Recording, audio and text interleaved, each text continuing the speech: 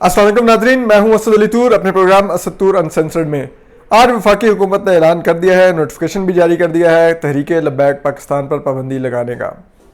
लेकिन क्या ये पाबंदी वाकई काबिल अमल होगी और इसका तरीक़ाकार क्या है, और क्या इससे जो तहरीक लब्बैक है उसके जो सिंध असम्बली में 3 अरकान हैं जिनमें से 2 मुंतखब और 1 रिजर्व सीट पर मौजूद खातून हैं वो नाअहल होंगे या नहीं। हम इस सब पर आपको आज बताएंगे कि ये सब कुछ फ्लॉड मामला है और ये अभी तक आप इसको आई वॉश कह सकते हैं, इसका कोई एक्चुअल इम्पैक्ट नहीं है। हम आपको ये तफसीलात बताएंगे। इसी तरह हम आपको ये भी बताएंगे कि जो फैज़ाबाद धरना फैसला है उसमें क्या कहा गया था, उसमें कुछ इदारों के बारे में क्या कहा गया, ISI के बारे में, इलेक्शन कमीशन के बारे में, ये सब कुछ हम आपको आज बताते हैं। तो सबसे पहले तो हम आपको बताते हैं कि वफाकी हुकूमत ने जो वफाकी वज़ीर दाखिला है जो अपनी उसके ऊपर लिखते थे इलेक्शन कैंपेन के दौरान में बैनर्स के ऊपर मुजाहिद ख़त्म नबूवत, उन्होंने आज ऐलान किया है कि वो तहरीक लब्बैक पर पाबंदी लगाने का उन्होंने ऐलान किया है कि काबीना ने मंजूरी दे दी है, नोटिफिकेशन भी जारी हो गया।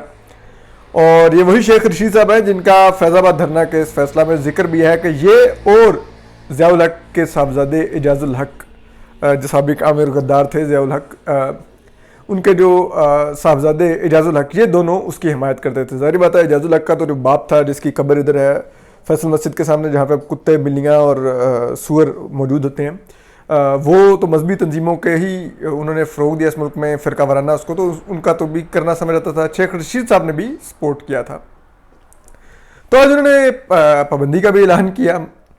तो अब चीज़ ये है कि ये तो ठीक है, वफाकी हुकूमत किसी भी तंजीम को कालेदम करार दे सकती है, लेकिन वो तंजीम ख़त्म नहीं हो सकती।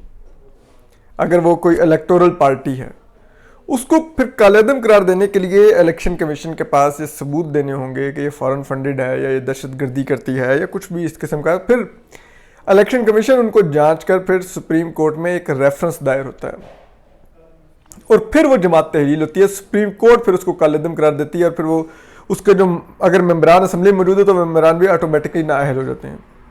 तो अब ये 15 दिन का प्रोसीजर है। अगर ये वफाकी हुकूमत इनिशिएट करती है आज से तो 15 दिन लगेंगे सुप्रीम कोर्ट में रेफरेंस दायर होते हुए। और इस तरह जो फिर सुप्रीम कोर्ट में जब रेफरेंस दायर हो जाएगा तो सुप्रीम कोर्ट भी तहरीक लब्बैक को सुनेगी कि आप क्या आपके कोई ऐसे आपके ऊपर जो चार्जेस हैं वाकई आप लोग दहशतगर्दी मुलविस हैं कि नहीं। ज़ाहिर बात है दहशतगर्दी में तो मुलविस हैं। जब 2 हमारे पुलिस एहलकार उन्होंने शहीद कर दिए, 500 से ज़्यादा पुलिस एहलकार ज़ख्मी किए, और जो वीडियोज़ में हमने देखा जिस तरह उन्होंने अमलाक नहीं लाहौर में जिना अस्पताल तक पर हमला किया इन लोगों ने, तो ये तो एक ऑब्वियस सी बात है कि कालेदम तो लाजमी हो जाएंगे इनके, इस पर तो कोई है ही नहीं, तहलील भी ये हो जाएंगे। लेकिन सवाल ये है कि अब ये हुकूमत जिस सुप्रीम कोर्ट में ये रेफरेंस लेके जा रही है उसी सुप्रीम कोर्ट में एक जस्टिस काजी फाइज़ हैं जो आज भी कटहरे में खड़े हैं और आज भी उन्होंने बड़ी दिलचस्प बात की। उन्होंने कहा कि मैंने कालेदम करार देने का क्या नाम, मैंने फैज़ाबाद धरना केस में जो फैसला दिया वो मैंने दिया तहरीक लब्बैक के खिलाफ। तो खादिम रिजवी भी फरीक बना, बाकी तमाम हुकूमत और इदारों ने उसके खिलाफ रिव्यू दायर कर दिया। तो पहले तो शर्म खा के ये लोग जस्टिस काजी फाइज़ा से माफ़ी मांगे, उनके इस फैसले के खिलाफ जो नज़रसानी की अपीलें हैं ये हुकूमत विड्रॉ करे, जितनी जो फौज ने दायर की हुई है, ISI ने दायर की है, मिनिस्ट्री ऑफ डिफेंस ने, इलेक्शन कमीशन ने, सब विड्रॉ की जाए। उसके बाद वो रेफरेंस भी विड्रॉ किया रहा है जो इसी फैसले की बुनियाद पर उनके खिलाफ दायर किया गया। इंतहाई शर्मनाक, उनकी फैमिली को जिस तरह हरासा किया गया, ये सब कुछ पहले तो इस पर माफ़ी मांगी जाए और रेफरेंस और नज़रसानी की अपीलें विड्रॉ की जाए। उसके बाद हम इससे आगे आते हैं। आप देखिए कि वो फैसला कहता क्या है। वो फैसला बड़ी परेशान कुन चीज़ें कहता है। वो फैसला कहता है कि जब इस तंजीम की फंडिंग का इलेक्शन कमीशन से पूछा गया तो इलेक्शन कमीशन ने कहा कि मैं तो इनकी फंडिंग का कुछ पता नहीं है, इन्होंने आज तक जमा ही नहीं करवाई। तो फिर पूछा गया कि आपने फिर रजिस्टर कैसे कर दी ये पार्टी, तो इलेक्शन कमीशन के पास कोई जवाब नहीं था कि उन्होंने रजिस्टर कैसे कर दी ये पार्टी। फिर पूछा गया ISI से फंडिंग का, ISI ने कहा कि हमारा दायरा इख्तियार नहीं है, हम नहीं बता सकते फंडिंग का। भाई आप लोग मुंतखब वज़ीर आज़म के खिलाफ तो फ़ौरन GITs में शामिल होकर उसके असासों की छानबीन शुरू कर देते हैं। यहाँ पर आपका दायरा इख्तियार नहीं था। अगर कह दिया जाए कि वो आपको सुप्रीम कोर्ट ने कहा था JIT में शामिल हो, तो यहाँ पे भी तो सुप्रीम कोर्ट ही आपको कह रही थी क्या आप बताइए फंडिंग का, क्यों नहीं बता रहे थे? कम से कम इतना ही बताते कि इनमें जो बाकी तो पता नहीं, लेकिन इनको 1000 रुपए के लिफाफे हमने भी दिए थे फैजाबाद में, इतना तो बता ही सकते थे। इसमें कोई ऐसा मजाका नहीं था। वो तो जो उस वक्त के DG रेंजर्स पंजाब जो थे मेजर जनरल अजहर नवीद हयात, उन्होंने अपने हाथों से खड़े होकर दिए थे और साथ कहा भी था मैं भी आप में से हूँ, हम भी आप में से हैं, यानी कि फौज उन्होंने कहा कि तहरीक लब्बैक में से है, ये वो माजरत के साथ वो कह रहे थे उधर। तो बहरहाल तो अब ये तमाम हालात थे। और फिर उन्होंने लिखा कि किस तरह से शेख रशीद इनकी हिमायत करते रहे, इजाजुल हक हिमायत करते रहे, TV चैनल्स किस तरह से बंद किए गए, फिर किस तरह से केबल्स पर से जो कैंट में थे वहाँ पे चैनल्स बंद किए गए, डॉन अखबार की डिस्ट्रीब्यूशन को रोका गया, सहाफ़ियों पर हमले होते रहे, किस तरह से नाकाम हुआ जो इधर फैज़ाबाद में एक ऑपरेशन करने की कोशिश की गई। तो ये सारी चीज़ों का अहाता किया गया उस फैज़ाबाद धरना केस के फैसला में।